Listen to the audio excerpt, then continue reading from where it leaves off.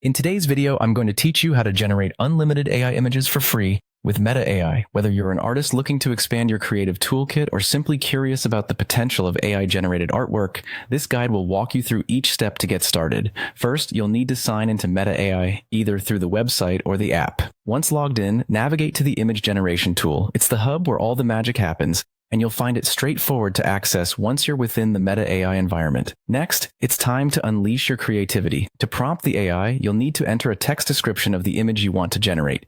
This could be something like, imagine a futuristic forest at dusk.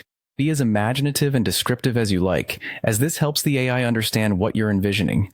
After entering your prompt, go ahead and submit it.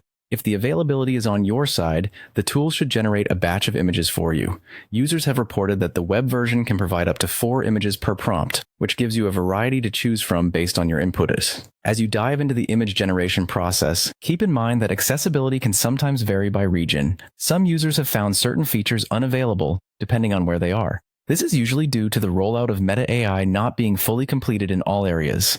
If you encounter this issue, consider trying it out from a location where the rollout is confirmed to be complete.